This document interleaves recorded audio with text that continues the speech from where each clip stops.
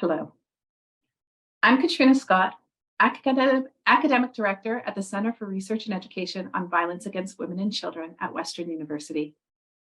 On behalf of the Learning Network and Knowledge Hub teams, welcome to our webinar, Looking Back, the Programs That Kept Me Alive, Women's Impressions of Counseling for Intimate Partner Violence. I want to acknowledge our work is located on the traditional lands of the Anishinaabe, Haudenosaunee, Lenapehoik, and Chinongtong nations. These lands are connected with the London Township and Sombra Treaties of 1796 and the Dish with One Spoon Covenant Wampum. We make this acknowledgement to counter the doctrine of discovery and recognize Indigenous lands and sovereignty. We also recognize that many Black people were violently displaced to Canada through settler colonialism and slavery. We will continue to work collaboratively with communities to challenge colonialism, anti-Black racism, and further forms of oppression that remain pervasive in Canada and that result in disproportionate impacts of gender-based violence on oppressed communities. I am so happy today to be joined by Dr. Leslie Tutty, Professor Emerita with the Faculty of Social Work at the University of Calgary, where she taught clinical social work and research. A link to her complete bio will be posted in the chat box. Dr. Tutty, welcome and thank you so much for joining us today. I will now pass it over to you to begin the webinar. Thanks very much, Katrina. That's a lovely introduction, and whoops. And it's a pleasure for me as well to have been invited. I'm very aware of the French and the ASL translations that are happening at the same time, so I will endeavor not to add too many extra little points to the slides. The learning objectives of today's webinar are, first of all, to review different types of counseling offered to women who are abused by intimate partner violence. Secondly, to cover the pros and cons of each of these counseling approaches, both by a literature review and as described by 660 women who sought counseling support for intimate partner violence. And thirdly, to describe the implications of the women's views on assessment and counseling approaches. I'm doing this pulling data from a project called the Healing Journey. This was a tri-provincial study in Alberta, Saskatchewan, and Manitoba, study with 7 waves of data collection from 2004 to 2009. I should also add that this was a project of the Resolve Research Network, which is the parallel to Katrina Scott's research center in London and covers the 3 prairie provinces. So there were 7 waves of data from 2004 to 2009. One of those waves was specific to economic issues. There's actually a book by de Rivière that covers just the economic issues. So we looked at intimate partner violence severity, we looked at mental health and well-being, we looked at mothering, we looked at post-separation coercion, custody issues and visitation problems, among other issues in the research. We also examined disabilities, which are, of course, both mental and physical. And just to refresh your memory, disability is defined as a condition interfering in employability or daily activities. So it's not just a physical or mental condition, it's one that interferes in whether you can hold a job and also your daily lives. And with disability, it can come before intimate partner violence, and this obviously makes women often more vulnerable to being the victimization of IPV, or it can result from the intimate partner violence. So just as one example, many women who've experienced severe violence can end up with PTSD symptoms, which then can really affect their employability or daily activities. The limitation of this study, it's a non-random sample. We talked to, in order to talk to women, we had to talk to women who'd accessed services. So obviously we couldn't talk to anyone who had not sought a service. So that's the major research limitation. So let me just very quickly talk about the research team. There were over 70 community and academic members of the team. I want to acknowledge the principal investigator, Jane Ursel from the University of Manitoba, and Marlene Bertrand, who is the community. She's with the government of Manitoba. And there's a long list in each of the provinces of individuals, both from the universities and from the research, from the community centers who participated in the project. And we had multiple funders. I'll just, you can see the list. I'll mention in particular the Social Sciences and Humanities Research Council. It's a specific grant called the Community University Research Alliance, and they provided major funding to conduct this longitudinal study, which happened over a number of years. So that was really central. One of the premises is that the universities have to connect with the community. And if you recall back to who was involved, I think this project is a good example of that. And we're very thankful for all of the funders. So let me talk about the project as a whole first, before narrowing down to the counseling issues. In total, we talked to 665 women from Alberta, Saskatchewan, and Manitoba. All of them obviously had been abused by intimate partners. So 336 Indigenous women, 283 white women, 40 from visible minorities. And so you see, we have a very large sample of Indigenous women, which was important. We recruited them through samples and other service providers, such as counseling agencies in the communities. It was a longitudinal study from 2004 to 2009. I mentioned 7 ways of data. We collected the data about every 6 months during that period. So we talked to these women quite often, and they were provided $50 every time they were contacted by us, in recognition of the time and effort it took to be involved in the study. We had survey data, which was collected in person with the same research assistant. So we tried to get continuity. The women talked to the same research assistant throughout the study, as long as this was possible. And then we also talked to 89 women. We interviewed them in depth for their perceptions of their own healing journey.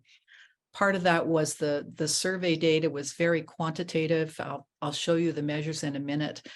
We wanted to hear from the women about their own thoughts about how they were doing. So just briefly, I know you love quantitative research. These were some of the measures we used. The composite abuse scale measures intimate partner violence.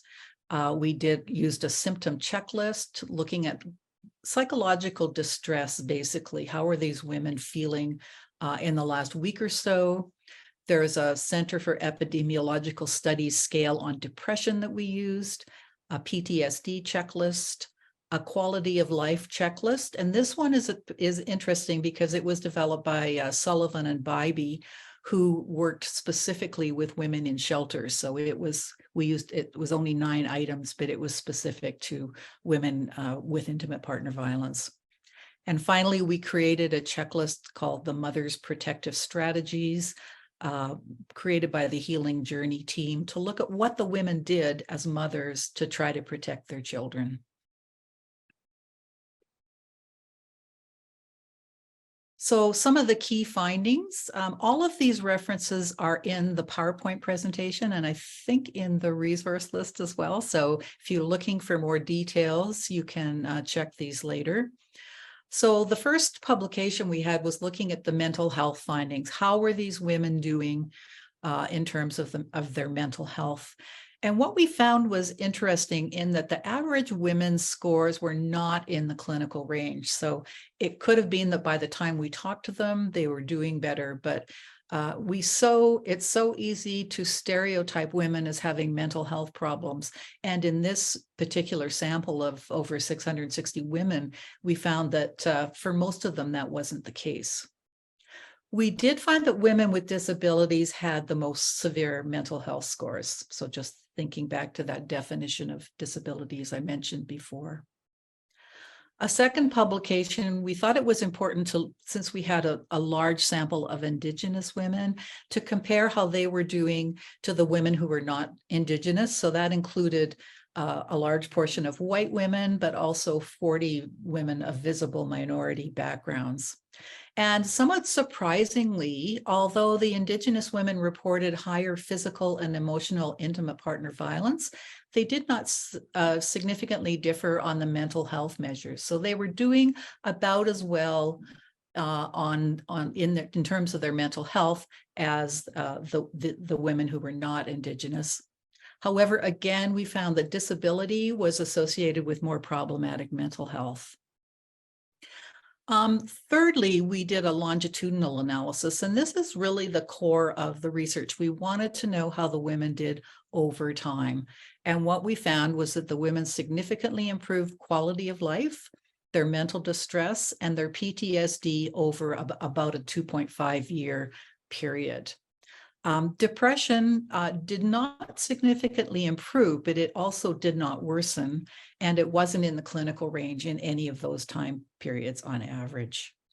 And again, as I mentioned, severe intimate partner violence and disability were associated with worse mental health at 2.5 years. So again, these are pretty standard across the studies that disability is problematic for women, and also obviously the severity of the intimate partner violence is associated with worse mental health even after all these years. A couple of other publications you might be interested in. I mentioned mothering. This was an analysis with Christine Atea from the University of Manitoba in the nursing faculty. We compared the healing journey mothers who had children between 5 and 11 years, so there were 282 of them, to 929 women in the Canadian National Longitudinal Study of Children and Youth that was published in 2006. So we used the same measure that they used in the longitudinal study in the healing journey study, and found interestingly that the healing journey mothers did not differ in their positive interactions or behavior management with children. And this is an important finding because women who are in relationships with intimate partner violence have often been stereotyped as being bad mothers. And so our data really refutes this. Another study that we published with Kendra Nixon from the University of Manitoba, Faculty of Social Work. We looked at the mothers and the protective strategies. I mentioned that that measure that we constructed. And again, women abused by partners are often portrayed as bad mothers. So we looked at 350 of the healing journey mothers and used this protective strategies scale. And the strategies they use most often, knowing that their children were likely affected by the intimate partner violence, was showing affection, and they were nurturing. So again, they tended to use more of the positive strategies. There were a couple of strategies that people kind of scratched their heads over. Such as women returning to partners was also a strategy, and a small number of women talked about that. Although it seems counterintuitive, you need to understand why a woman would do that in the context of intimate partner violence. So potentially, some were concerned that their children, that their ex-partners were not parenting their children well, and they chose to return to their partner, even though they knew that the intimate partner violence would persist, and this was largely to protect their children. Finally, a couple of recent study, we looked at intimate partner sexual assaults. The original analysis that I mentioned when we were looking at mental health issues, it wasn't focused on intimate partner sexual assault. The composite abuse scale, which we use to look at the severity of intimate partner violence, it doesn't have a subscale on intimate partner sexual assaults. It has 4 items, but they're not really reported in any comprehensive manner. And so in essence, we thought we'd addressed it, but thinking back, we really hadn't. So this was a problem. So what we did is we compared women who report on just one item in the composite abuse scale, my partner raped me. And of 665 Canadian women, 41% said that they were sexually assaulted by partners. We also looked at whether they were sexually abused as children, because that's often interconnected with sexual assaults by partners. And over half, 53% of the women reported that they had been sexually abused. So then we wanted to look at how they were doing in terms of mental health. Women who reported any of the intimate partner sexual assaults reported more severe violence on the composite abuse subscales. They also reported more mental distress and more depression. And PTSD was also higher for women who had both a history of intimate partner sexual assault and child sexual abuse histories. So again, intimate partner sexual assault tends to be rather ignored in the literature, and for counselors, it's essential that you have a look at whether it affects all women, but also importantly, women who've been abused by their partners. Okay, now we get to shift to talking about counseling and intimate partner violence. This is a bit of the history. A common belief is that abused women seldom seek formal assistance, such as counseling.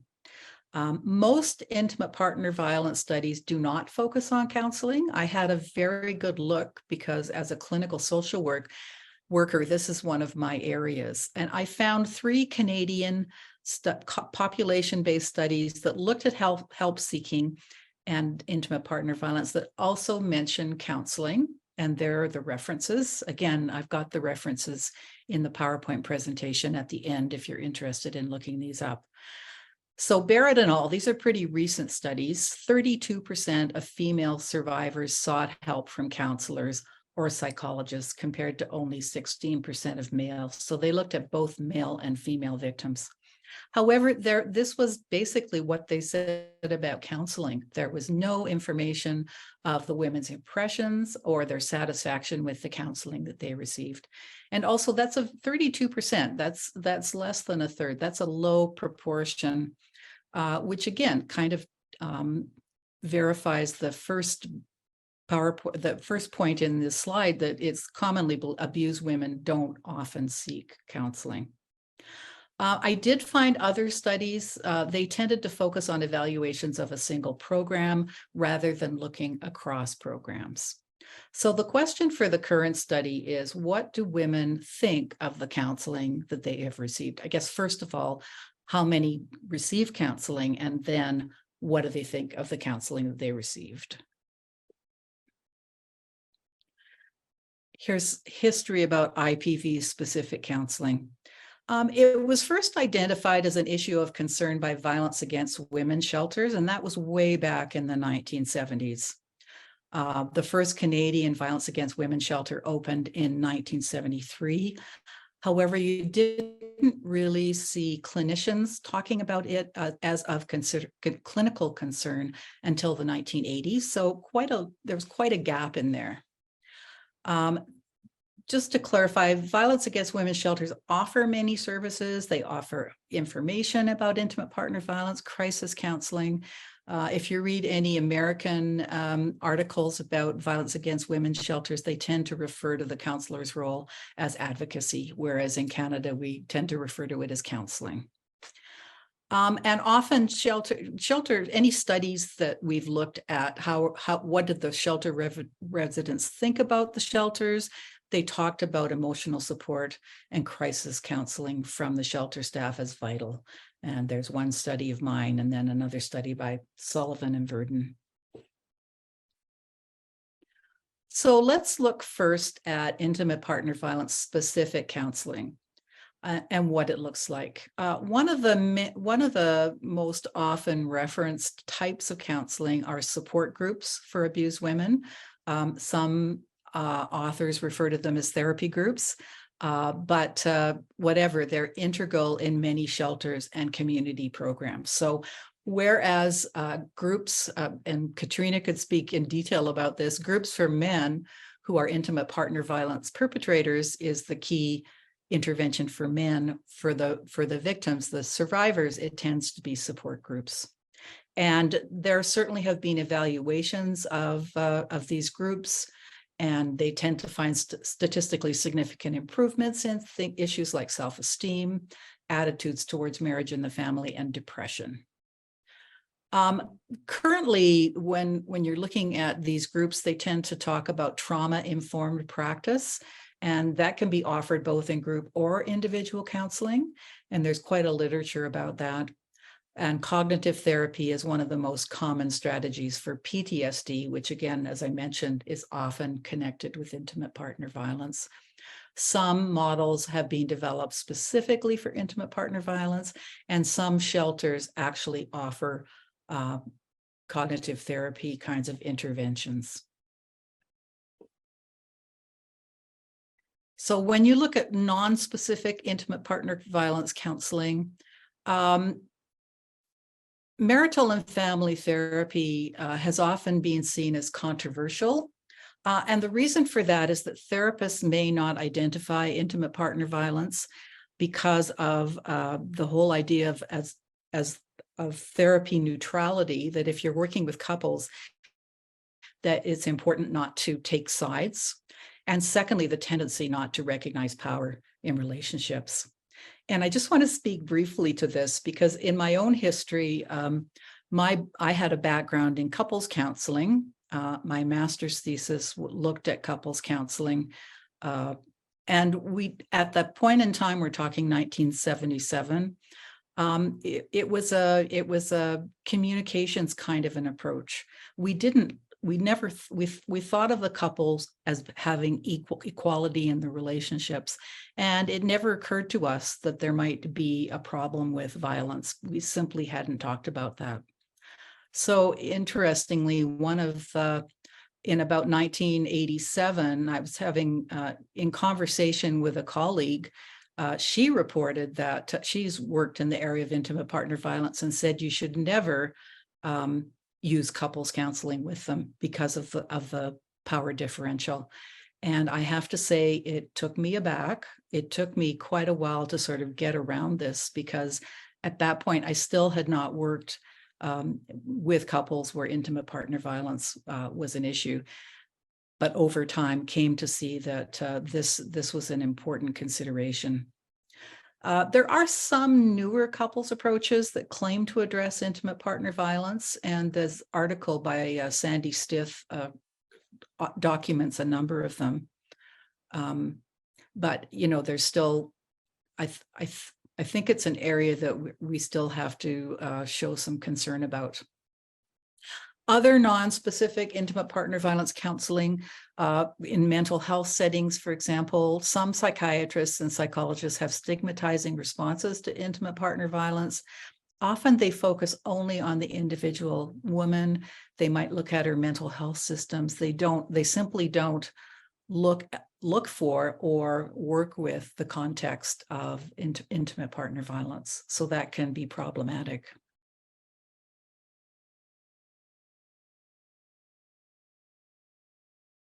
Whoops, might not have pushed that hard enough. There we go. So now we talk about the current study. So of those 665 women, 660 of them I had data for looking at counseling. They were an average of 36.4 years of age. 50.8% of them were Indigenous, 43.1% were white, 6.1% were of visible minority backgrounds. Almost all of them had children. So when we looked at those women, again, almost all of them had were above the clinical cutoff scores for intimate partner violence. Again, this was not a surprise because we had invited them to be a part of the study because they said that they were victims of intimate partner violence. Again, when we looked at those mental health measures, none of them were in the clinical range, so they wouldn't be women that we would naturally refer them for counseling. When we looked at who had sought counseling, 564% had sought at least one type of counseling, and 96 of these women hadn't sought any. At least they didn't tell us that they had. So we look for differences between the ones that sought counseling and ones that didn't. And the ones that did not seek counseling, they were significantly younger. They had significantly younger partners, and they were significantly more likely to be have Indigenous backgrounds. When we looked at the number, so we asked them a general question of how, how often have you, or we didn't say how often, we said, tell me about your counseling approaches. And then we just counted, and 204 of the women had accessed one counseling type or program.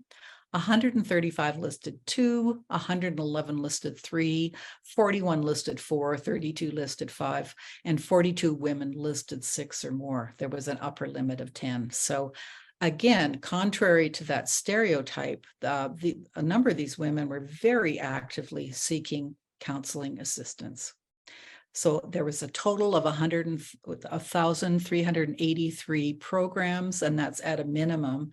And so it indicates an average of 2.45 programs for the 564 women who attended counseling. So they were really very active in terms of seeking counseling assistance. So here's a table. Let me try to break it down a little bit for you. You can see that most often they mentioned that they saw a professional counselor. And what we looked at, there was a question that said, did you find this counseling not at all or a little bit helpful, somewhat helpful, quite a bit, or very helpful?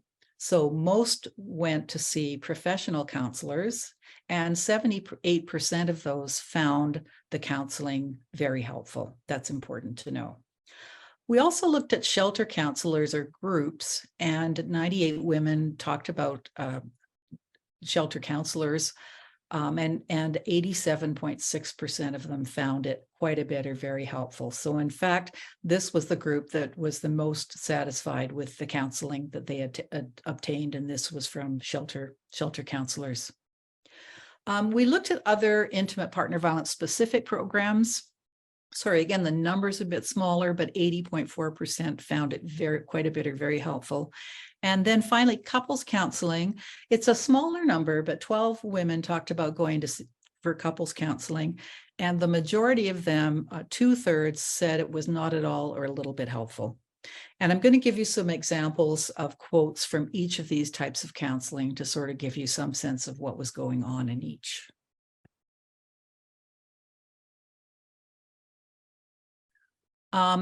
So looking at the IPV specific counseling, we didn't really ask the question about counseling from shelters. And so it was a bit of a surprise when 98 women talked about the counseling from the shelter staff.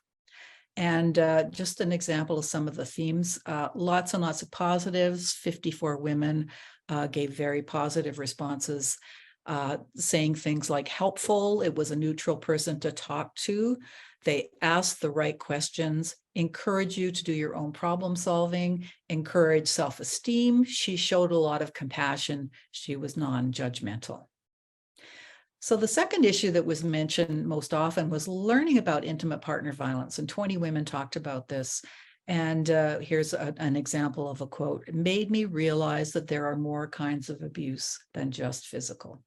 And again, very important to understand that.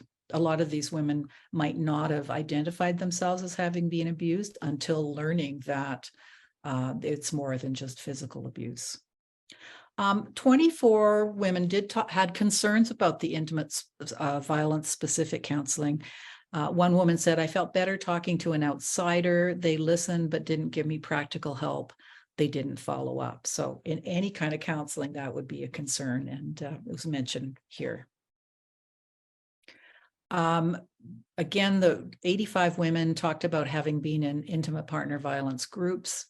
The most important theme here was hearing other women's stories. 45 women, or almost half, mentioned that. And here's a quote: "To be with women and listen to their stories and realize that my relationships could get worse, I was able to help them too." So this quote is nice because it talks about the reciprocity of being in group and not only getting help, but helping other women as well. The second theme that women talked about was learning about intimate partner violence resources. Here's a quote: "I learned a lot about abuse. I learned I'm not alone, not crazy. I learned that I can live an abuse-free lifestyle."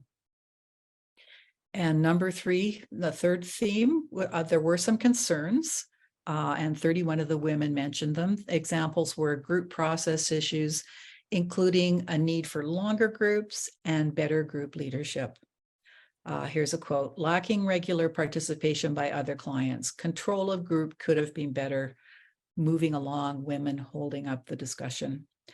I just want to mention, as a group work teacher, I think groups are not often taught really well, and there's important things that group leaders could learn to address all of these issues.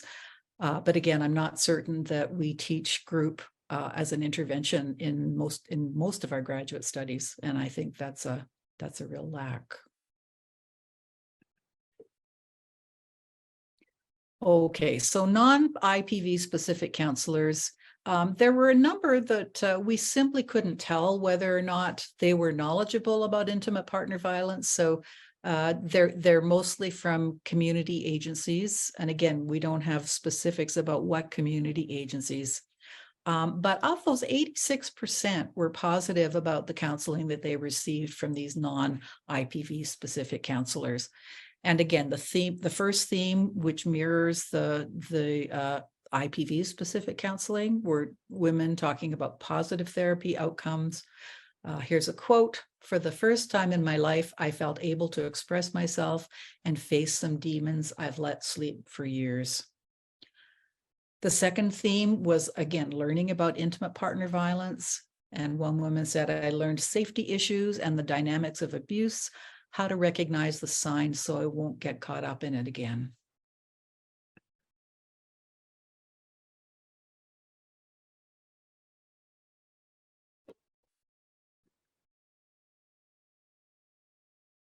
Couples counseling.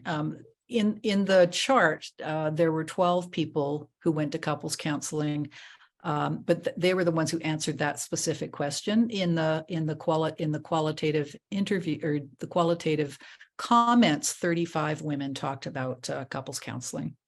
And the first theme was they identified major issues. 19 women. So the counselor had no control over the session and let my husband yell at me. A second quote is, "He never admitted that he abused me. I feel extremely let down by the counselor. She really seemed to be buying into his story. She was sympathetic with him."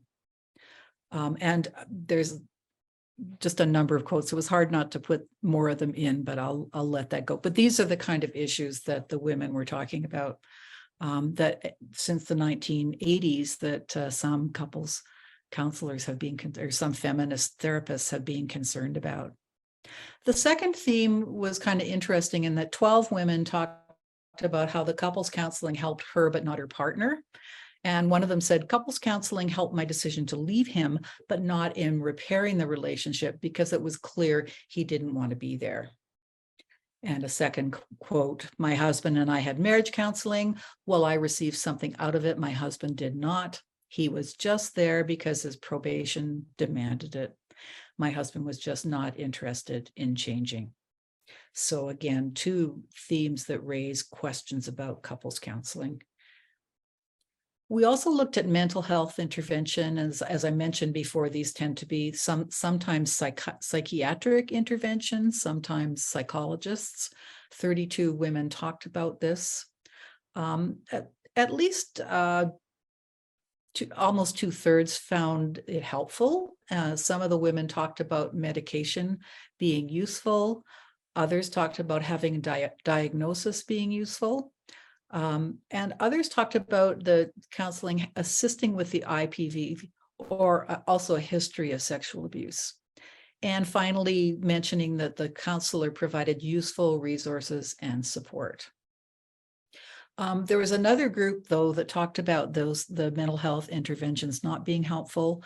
They talked about not connecting with the counselor. They talked about the counselor not knowing much at all about intimate partner violence, and also talked about being prescribed unwanted medication.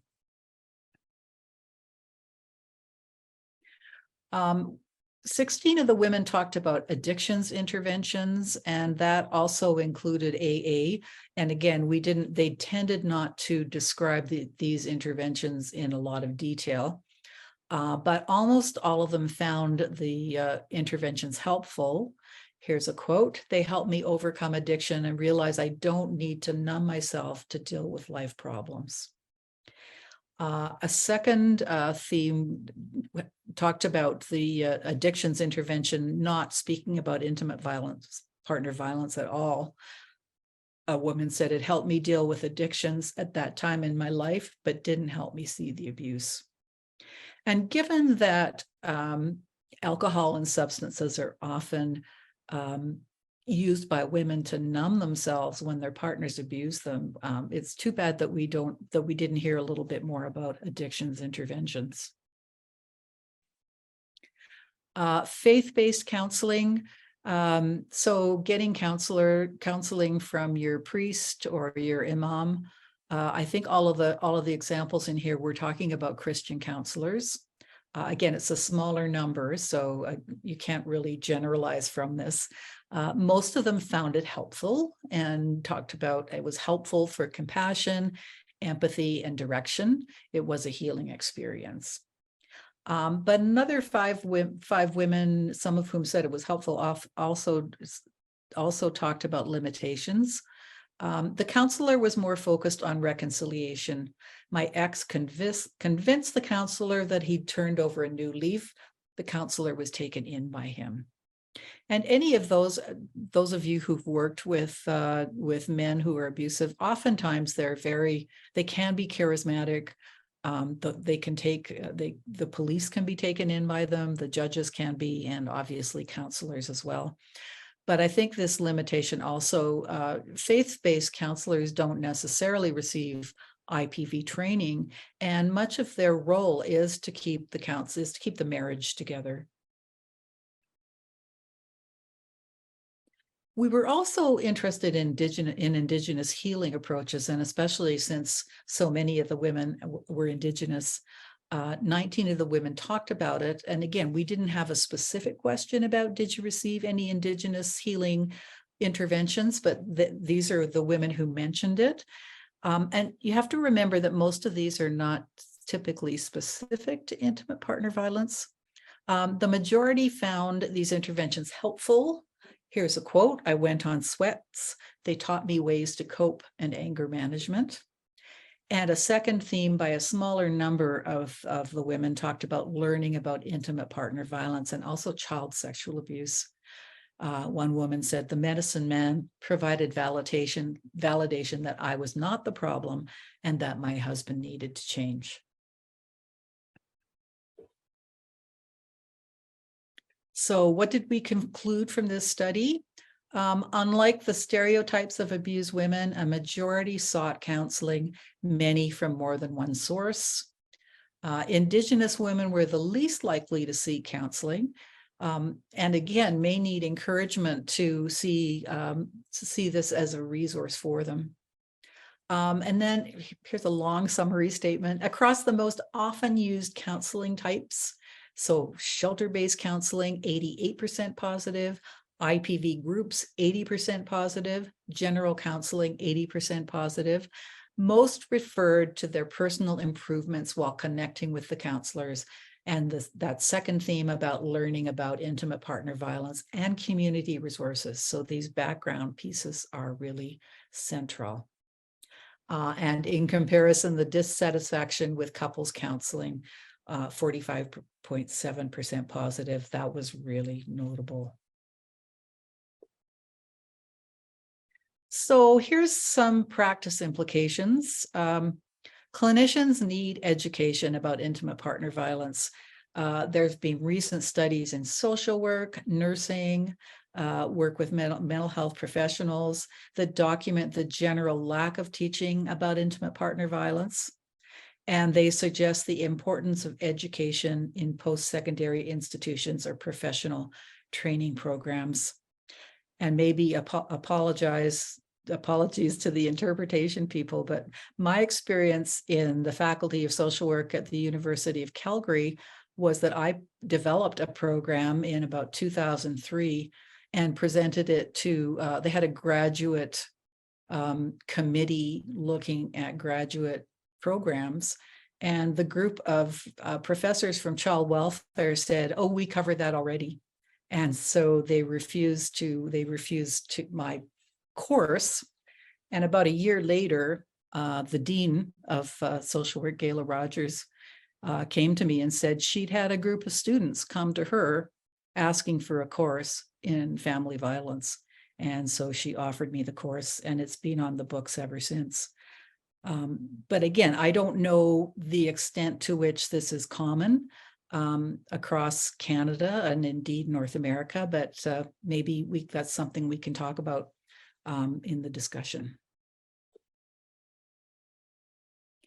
So here, I just wanted to give you a little bit of practice implications, and particularly about assessment. And I'm quoting myself here.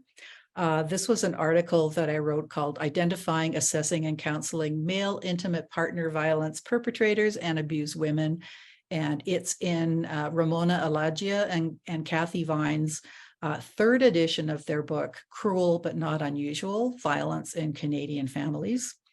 And I really must recommend this book because it covers not only issues like assessment, but it covers other kinds of violence in families, child abuse, child sexual abuse, elder abuse. And also it's an excellent book. Every time for the third edition, it's meant massive updates and revising. But the core of what I said in the first chapter that I wrote for them is the importance of assessing all women clients for intimate partner violence. And telling people, first of all, that you do this with all clients so they don't feel stigmatized. This, again, assumes that this would be done with women in individual sessions.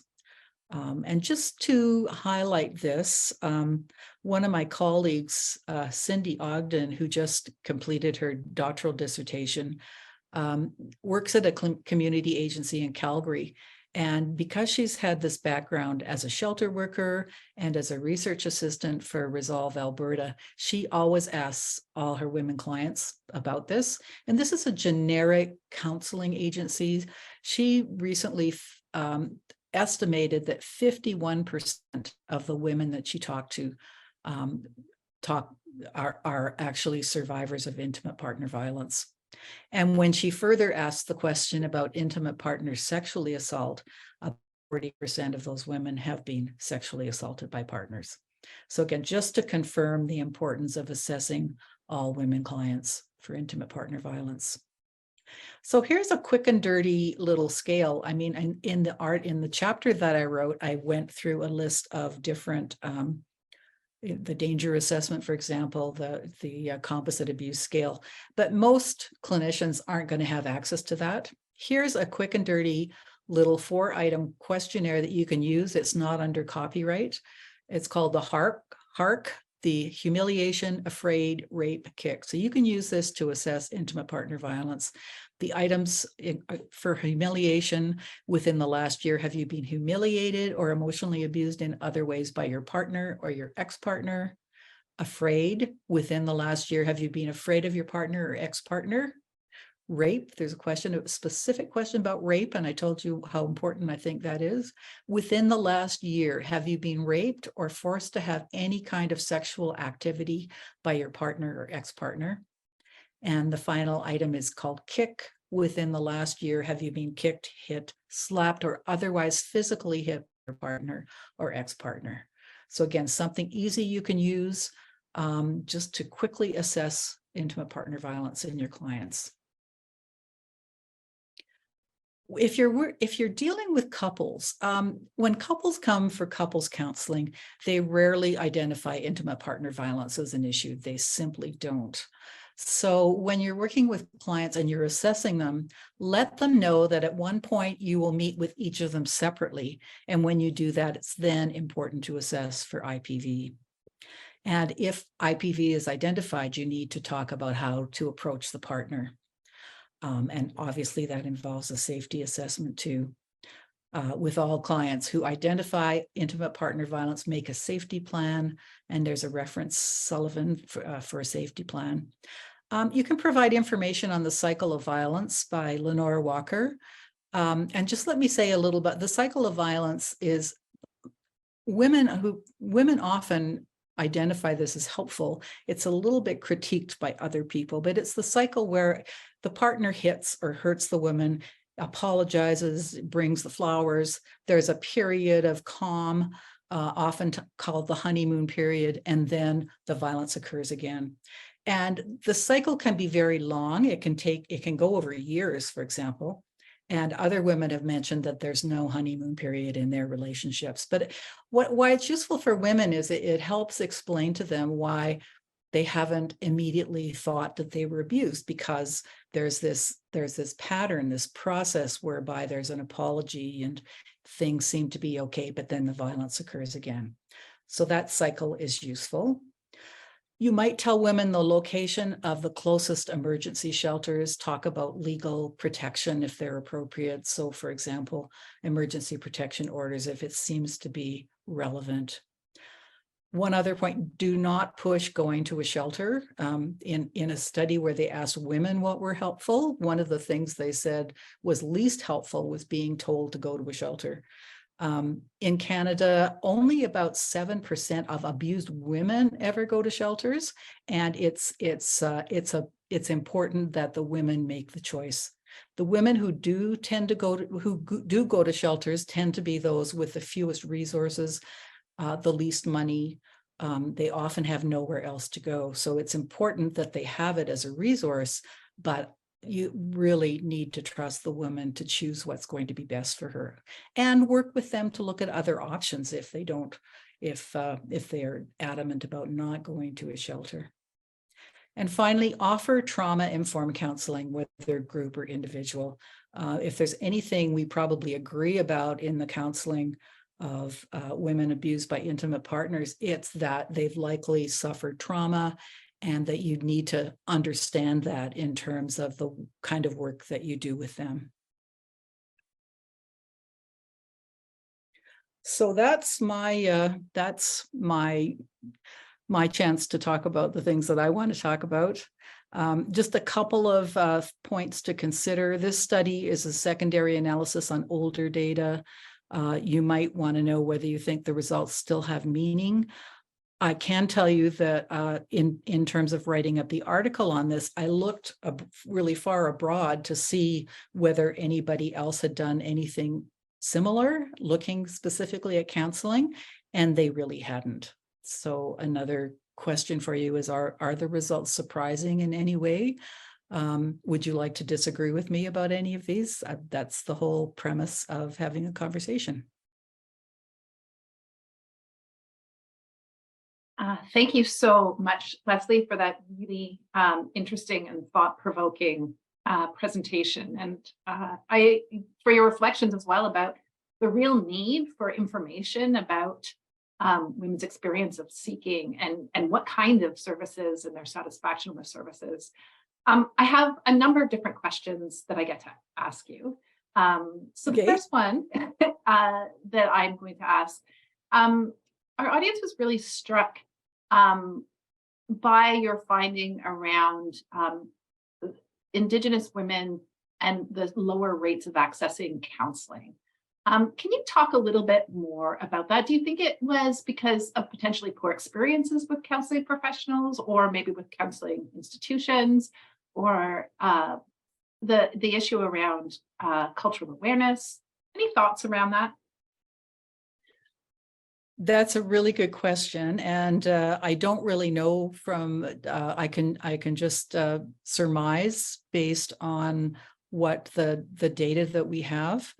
They also tended to be younger, and perhaps didn't see counseling as something that was useful. I think.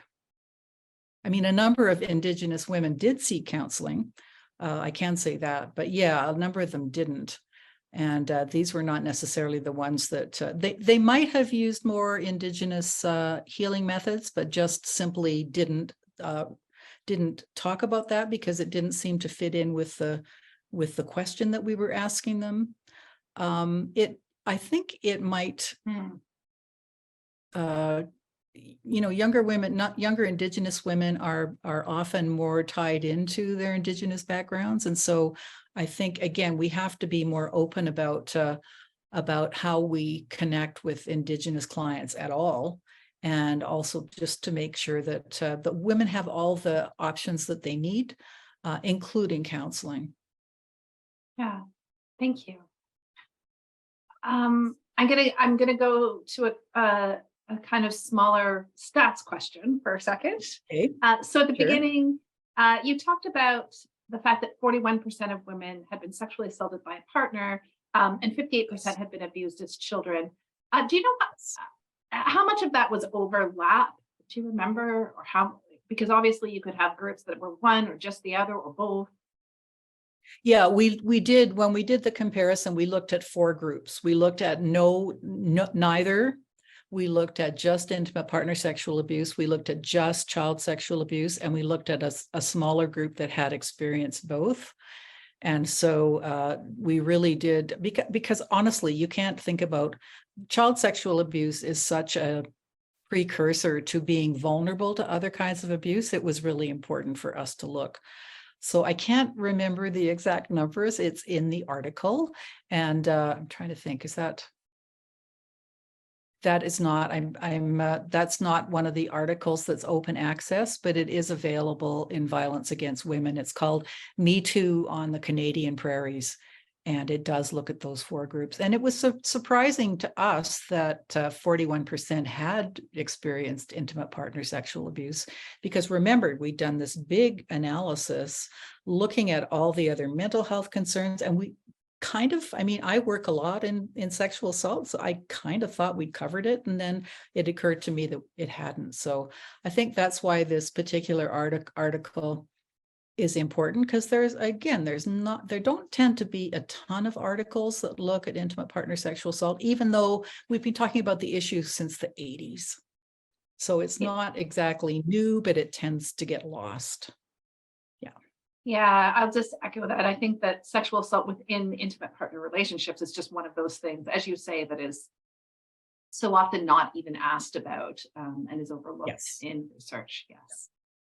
A number of people have some questions about the HARC, and then a number of questions around that. So I guess we can talk about whether or not it's designed from a trauma and violence informed lens.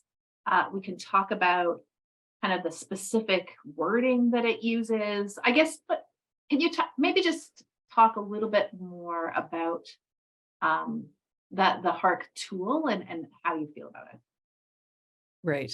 Well, I guess I'm not trying to necessarily endorse it. It was, as I was updating the lit review for the Alagia and Vine book, I wanted to look beyond the sort of the research-based measures for intimate partner violence, because those are just simply not helpful when you're dealing with clients. So I was looking for something. I just actually came across it.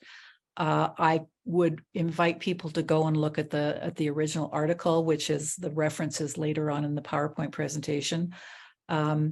again, what I think is important about it is it asks, you could revise those questions. You don't have to use those specific questions, but what it does is it gives you permission to ask about it in a way that is easier for clinicians to, to say, okay, these are questions that I ask all of my women clients, here, and just ask in those 4 areas. You don't need to, it's not as if you have to cite Sohal at all, but, simply asking about those questions is going to give you information that you're not like, if you were to ask just a general question about, does your husband abuse you?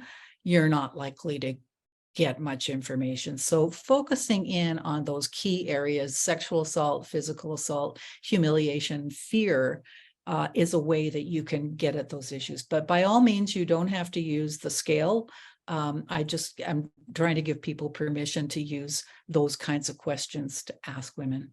And we do also, I mentioned that it's important to tell women that we ask all our women clients these questions, because otherwise abused women can feel like somehow, like, how did you know?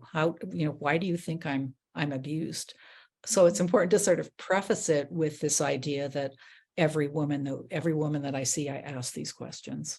Mm-hmm.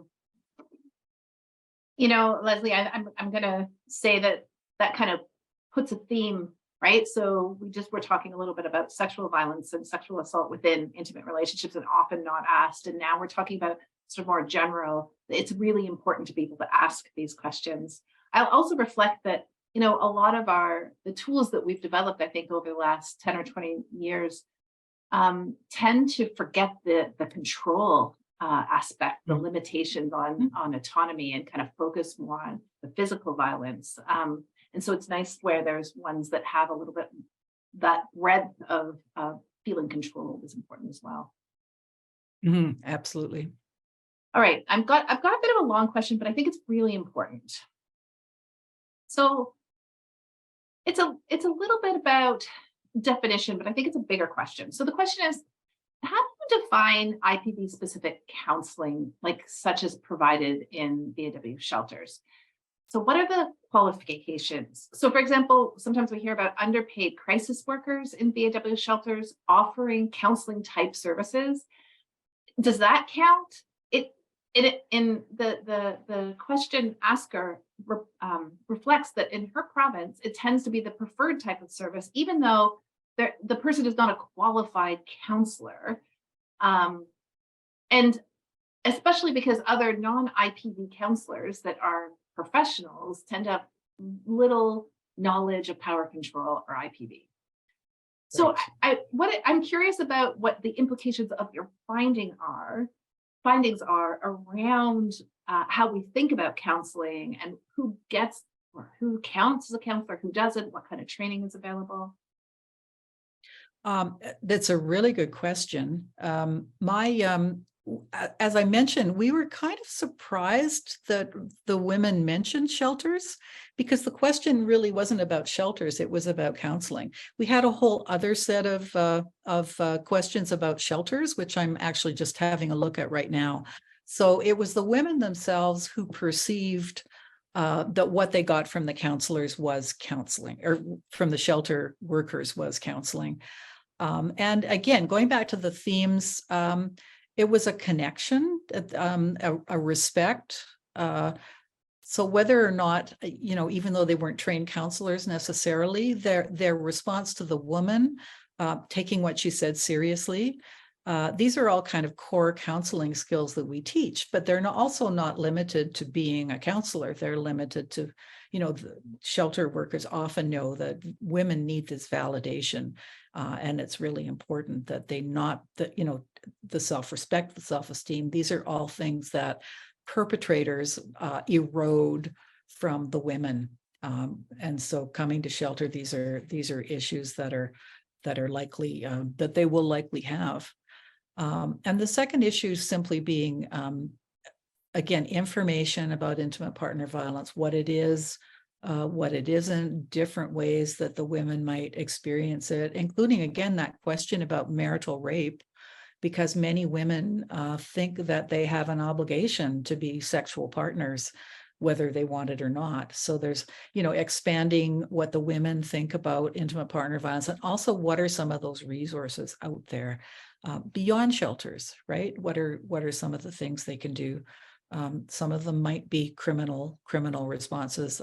A lot of them were, they might want to talk about custody issues and what would be if I leave him, what's likely to happen around custody issues. So again, I think,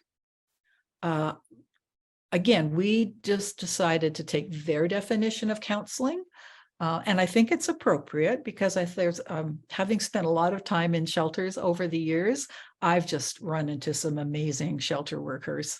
You wouldn't know that they didn't have master's degrees in counseling, but they're intuitive, they're curious, they're empathic, they're compassionate. So I think those are the core, and hopefully that's what you get from professional counselors as well, is you get those characteristics. Yeah. Do you think that answers it? It's a slippery question. Well, you know what? It seems to me that it kind of comes into, and I appreciate what you're saying, is that the way to some extent, the way you define counseling was led by your respondents, or led by the women Yes. themselves. But I think there's so a number of people are asking this question. So, for example, counseling in a transition house, people come to me and assume that they've received counseling. But I'm not a counselor. I might be a support person. And, Yes. and so I think it's people are really starting to think about that as a result of the presentation. And I think one of the interesting things I mentioned was that in the States, they don't call shelter workers counselors, they call them advocates. And if you think of what an advocate does, it stands by the woman, it provides them resources. Maybe I wasn't originally a fan of this, but maybe we should be changing the name of shelter workers to advocates. Because a lot of that entails the same kinds of skills that the women were talking about in terms of receiving counseling. They were receiving advocacy, and it was it empowered them. It provided information. So maybe we are using the wrong term, but it was the women's term, so we went with that. Yeah. So a couple of people have questions about whether or not you have any knowledge about whether the counseling practitioners had any Indigenous specific training, or whether or not they had training around cultural competency or cultural sensitivity or humility, and wondering whether or not that potentially played a role for any of your participants. That's an excellent question, and we have no idea because, again, we simply used what the women told us, and they didn't raise the idea of my counselor had Indigenous training, or was it culturally sensitive? And again, it may be because you have to remember the data are getting old, but at the time, the women certainly didn't see that as appropriate. Not as appropriate. They didn't see it as offered. It would be interesting to redo the study and see whether some of that specificity has crept into what we're doing. Trying to think in the analysis that I'm doing right now that's about the shelters, so the women that were in shelters, and none of them were Indigenous specific shelters, but a number said that they had Indigenous healing. And again, that was a concern that there wasn't, that the shelter could have provided healing circles and it didn't. So again, it's a very good question, and one that I can't really answer from the data that we got in this study. Yeah. Okay, I'm going to ask you a couple questions now around sort of marriage, family, couple counseling, and in that kind of category. So the first question, in one of your earlier slides, there was mention of improved attitudes towards marriage and family. Can you, and I think that was in the context of support groups. Right, right. Can you talk a little bit about what that means? You know, when I relooked at the slide, I wondered why I put that in. It was based on one study that we did in Kitchener-Waterloo in 1988 with groups. Barbara Pressman from Guelph was one of the people who organized the groups. And so so it's kind of an old study. And I mean, I would not use a scale like that again. I haven't. I've done a number of other studies of support groups. I wouldn't use it again because I don't think that most support groups would address those issues. And also, I wouldn't see the groups as necessarily appropriate in addressing those issues. So it's kind of a mea culpa. I'm sorry. When I looked at it this morning, I thought, why did I put that in? Because again, it's quite dated. And back in the time, I mean, that was the time when agencies were having to argue for the importance of offering both support groups for women, and also Pressman had intimate partner violence perpetrator groups as well. And so I think one of the selling features at that point in particular was to take this will be helpful in the couple relationship. Whereas I think we've moved well beyond that. I mean, if it happens, it's great, but you wouldn't expect women in the group to have that you wouldn't expect women in the groups to have that as an outcome in particular. Mm-hmm. Very, very attentive group of listeners here. Well, and I have to say, it's really fantastic to be able to offer material in English and French, and it means that you can't change your slides right at the last moment. Right, it's true. Yeah. Okay, so then staying on the same general topic or general area, some people are asking questions because there's often, or there may be cases where women are accessing shelter services, and there is also the context of a separation or potentially family court services. And so Yes. in child and youth mental health, there are a lot of kind of quote unquote high conflict families where the child's having difficulty, and it may be related in, intimate partner violence and exposure to intimate partner violence, but there's really direct coaching of the clinical staff to stay within their treatment scope. So don't kind of open that box. And then there's also concerns that the other thing that happens is sometimes when that box is open, it's about reunification therapy. Right. Any thoughts about the ways in which this can play out for children in the context of support? Yes, I do. I mean, if your boss is telling you not to do something, I guess you can't do it. But as a counselor, especially in family custody issues, we're just wrapping up an article that we're submitting shortly about that. And I think there's certainly that case in Ontario where the little girl got murdered by the dad on a visit. I think really in family court, we have to pay a lot more attention to intimate partner violence. So hopefully, ultimately that trickles down to what you can do, but it's dangerous. Kids can end up murdered out there. One of the cases in our study on custody, the little boy was given, in fact, the dad had sole custody and he murdered the little boy.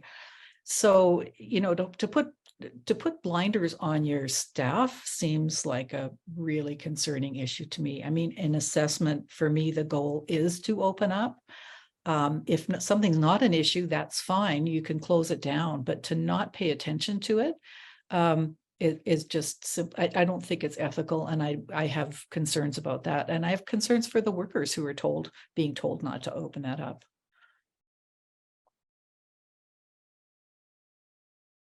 Yes. Can I say one more thing about absolutely. that? Absolutely. I think another stereotype is often that when couples separate, that the intimate violence partner stops. And that is it's just simply not true. In a lot of the cases, especially the most severe cases, and child visitation is a time at which the perpetrator often has access to his ex-partner, and she's often abused, sometimes sexually assaulted during these times. So it's really, really risky. But I've just heard over and over again, you think, okay, if they're separated, that's good, they're fine, we don't need to worry about them again. But in the worst cases, it's just simply does not stop, and it can turn into a different kind of abuse.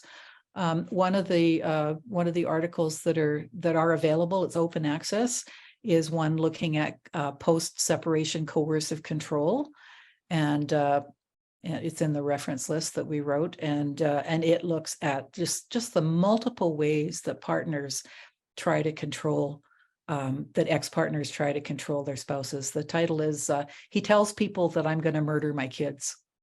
And so again, just the control that's asserted afterwards. It's really important to not assume that because they're not living together that the abuse has stopped. Yeah. Thank you. That is a very compelling title, and I just see it appeared in the chat if people are interested.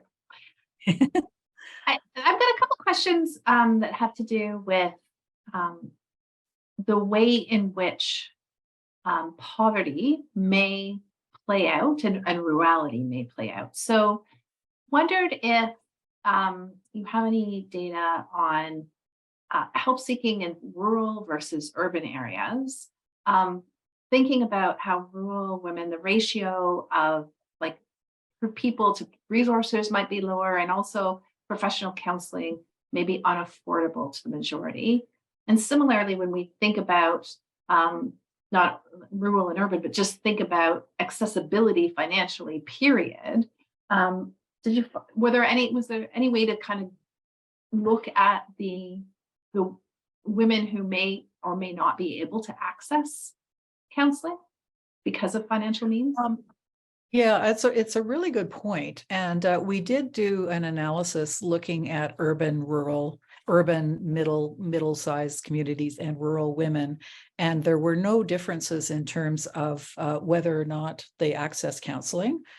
And it's probably a bit of a bias in terms of the data that we got, because most of the women that we accessed were actually from urban communities and middle-sized communities. So the real rural, very small communities, we didn't get as many, but our data analysis didn't show differences. And it may just be that some women in rural communities have the resources to maybe go to the larger community to get counseling. I'm not trying to argue that it's not an issue, because I think it could really be an issue. It's just that our particular data analysis didn't show it up. But I think poverty is also, we did look at income and did a comparison of income, and that did not differentiate whether women got counseling or not. So in Canada, we're lucky that there are resources that one doesn't have to pay for. They seem to be getting harder to find these days, but there certainly are places where women can access counseling resources at a very low cost or for free. Although I think that always has to be a concern. Yeah. One of the things you mentioned in your presentation was that only about 7% of women access shelters in Canada. Remember, somebody's asking, where do we find that? Oh, that's out of Stats Canada Transition House reports. About 12% use shelters, so they might use outreach services or some of the other services, but only 7% reside. And that's a bit of an old statistic, but I'll bet it's the same. I haven't looked recently at the really updated one. It seems to be pretty consistent. So it's, again, they're really important services. They tend, especially for it's for women who have few resources, for women who have few resources. That's the quote I use from a Canadian article. So you don't, if you have alternatives rather than going to a shelter, you're going to use them. But it's likely, if you do go to a shelter, it's likely because there's safety concerns. And you need to have the security of being in that kind of institution, because they really are institutions. But they're important and valuable, but not a fit for everybody. So now I'm going to have you talk about and think about why women who are aware of IPV might not mention it to a counselor. So we, that kind of came in as a little bit of a thread where some counseling was not talking about IPV, although, you didn't talk about how many did say that they were going for IPV or not.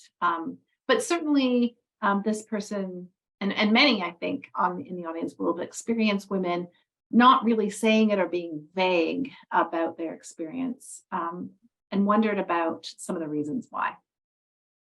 Oh, multiple reasons. Shame, humiliation, not knowing, not thinking that women thinking that if it's not physical, it's not abuse. So not knowing about the importance of emotional abuse or the sexual assaults. I mean, if you're talking about a partner who's sexually assaulting a woman, he's likely to be a serial rapist. If you think about it, I mean, he lives with you and he has access to you, and he likely is going to rape you multiple times. So there's if you think about sexual assault victims who are talking about strangers or other people who sexually assault them, the shame and humiliation and self-blame that goes into that, I think we all know about that. But it's as true for women for whom their rapist is their partner. The sense that I should have done something, it must be my fault. Why, and just the humiliation that prevents women from bringing this up. That would be my analysis. It's not women might not also make that connection. They might think, oh, this is, why am I feeling depressed? Maybe it's because my husband is such a creep. And then when you look at what being a creep means, it's emotional abuse, financial abuse, spiritual abuse, there's all these things that are wrong with me according to my partner. And so if I'm seeing a counselor, I'm ashamed to mention these because my counselor is going to endorse those as well. She will side with him. Yeah.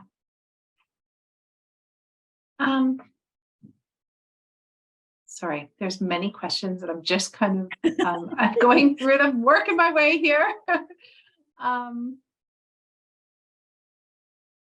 So, a couple people are reflecting around your data around women not scoring clinically for mental health concerns, and feeling surprised about that because of kind of the research or the understanding out there around the correlation of intimate partner violence, victimization with anxiety and depression and trauma. So do you have any thoughts about why you think Sure. a good number of the women didn't score as clinical for those concerns? Right. One of the things, I mean, one of the criterion for the women being in the study was that I think they had to be out of the abusive, or the last abusive situation couldn't have happened. It had to be like 6 months to a year ago. So we weren't talking to women in emergency. So for example, we would have got referrals from women in shelter, but we didn't necessarily interview them while they were in the shelter.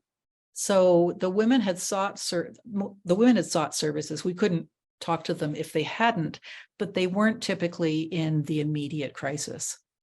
So I, having, worked with abused women for too long to mention, over 30 years, a lot of these women are really resilient and they're really smart. And some of the issues around depression, mental health, can be resolved if once the women are in a situation where they're safe where their self-esteem and their view of themselves has been endorsed by somebody, that they're feeling so they're not, they have they understand, they might show some symptoms of depression, for example, or some symptoms of PTSD, but not as many as you would expect if someone is diagnosable. So just as a quick aside from a research perspective, I review a lot of articles on intimate partner violence for journals. And one of the things that researchers often do is they don't use measures that have clinical cutoff scores. And so they'll do a comparison of abused women versus not abused women using the same scales we used. And they say there's a statistical difference, but they don't see whether, so some women who've been abused are talking about 4 out of 15 items, and women who are not abused are talking about 2. So you get statistical significance, but neither groups of women might be in the clinical range. So there's a whole lot of research out there that kind of misrepresents the mental health status of lots of people, actually, but abused women in particular. So, and it sets up this stereotype of, if you're an abused woman, you're going to have mental health problems. And when we actually talk to women, they find this really offensive because they know that it's not about them, that you have to see, even maybe they felt bad before, but now that they've had some counseling, for example, they know it's not them and they feel a lot better. So that would be part of my argument is we did not talk to women right after the police were there, right after they had to go to shelter. We talked to them when in a point in time a bit later when and some of them were still living with abusive partners. I mean, some of them had gone back, or some of them had never left. But you have to, I think that stereotype of abused women have mental health issues is unfortunate. And again, I think it tends to happen. I'm going to get in trouble here, but I often see it in psychology programs or psychiatry programs where the focus is so much on the individual that they don't look at the context of what's happening with this woman that would explain why she might be depressed. You just helped me decide which of the next questions I was going to ask, because I'm debating about a few. But one of them is, what can be done to address the lack of IPV-specific training in university counseling programs, including psychology, I would say, but then a range of counseling programs? Sure. Go ahead. I told you my struggle. We just have to keep hammering away. And I guess as researchers, as academics, we have some obligation to keep on fighting the fight. I mean, former students going back to deans and saying, I'm a counselor, I'm working in an agency and you didn't teach me about this. And how come? And it's a real lack. It's a huge gap. Please put in a course. Specific. As I mentioned, it was the child welfare people that said, oh, we cover that. And of course they don't. They might talk in one lecture about children abused by but typically from the perspective of we're concerned about children being exposed, and not from the perspective of and their mothers are suffering the violence and the children are exposed. So again, it's not just social work. It's really broader than we might anticipate, and needs to be much broader as well. I mean, physicians, nurses, anybody that works with the general public, I think needs to have a good understanding. And I just keep hammering away, but I'm sure you do as well. But former students you would be surprised how much influence you could have on deans when you go back and say, look, I didn't get this. I had to learn it on my own. It cost me money to get a training course. This is an important gap and you need to teach it. There's a few questions that are around, I'm going to put them around the category of kind of really taking an intersectional approach to understanding and analysis of data. And so some people are asking about, the proportion of your sample that may be identified as LGBTQ+. Other people are asking about thinking about younger versus older individuals who might be accessing services. thinking about the high proportion of respondents who are Indigenous. I wonder if you might want to reflect on what you were able to do in terms of an intersectional analysis, or what you really would want to be able to do in terms of understanding the different ways in which people seek out and can receive services. Yeah, those are really important points. We did have a small LGBTQ two-spirited population. It was very small though. And again, of course, you would expect that there were some differences. My doctoral, just to give you an example, my doctoral student, Cindy Ogden, looked at those in-depth interviews from 40 Indigenous women and looked at what they said about counseling. And two of them, their partners, they were lesbian, and so their partner was a woman. And so just looking at the difference, and they had, you might be surprised, they had the same difficulty finding IPV specific counseling as the women whose partners were men. So, and in fact, they tended not to look at intimate partner violence specific programs. They went to the LGBTQ services in their communities. So that was an issue. Beyond looking, I mean, we did comment about younger women with younger partners being less likely to get counseling. We certainly used an intersectional approach in some of the articles, including, importantly, the sexual assault articles. But one of the things I will say, and I think this sort of helps the intersectionality issue, is going back to my student Cindy Ogden's dissertation. We looked at resilience in these 40 women, and what that gave was a really useful overview of all of the issues, because looking at, and again, we're talking about a smaller sample, but we're talking about 40 women, the extent to which they or their families were in residential schools, they'd suffered child abuse, meant they had all of these negative issues in their backgrounds. However, on average, their mental health scores were still not in the clinical range. And then we looked at resilience. So we looked at resilience with one question of, how did you get where you are today? And comments like the title of the article, which hasn't been accepted yet, is called "Keep on Trying. The Creator has good things in store for you."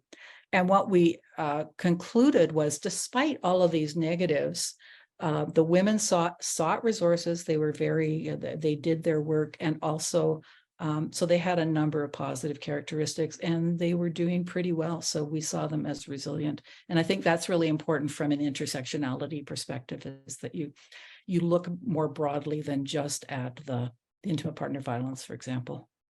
Yeah. Dr. Tutty, thank you so very much for the time that you have spent with us today. That is all the time we have for today. Thank you for your presentations and important insights, and for taking the time also for these, I think, really important questions and reflections. Thank you to the ASL interpreters, Courtney and Jessica, and to the French language interpreters, Carolyn and Zhang, today, for your support. For everybody here, Katrina. Oh, thanks, Leslie. Don't forget to complete your evaluation form, and you can do that to receive a certificate of participation. A link is going to automatically appear open in your browser after this webinar has ended. So thank you again, and we look forward to seeing you all at the next webinar. Thanks. Bye. Bye. Bye.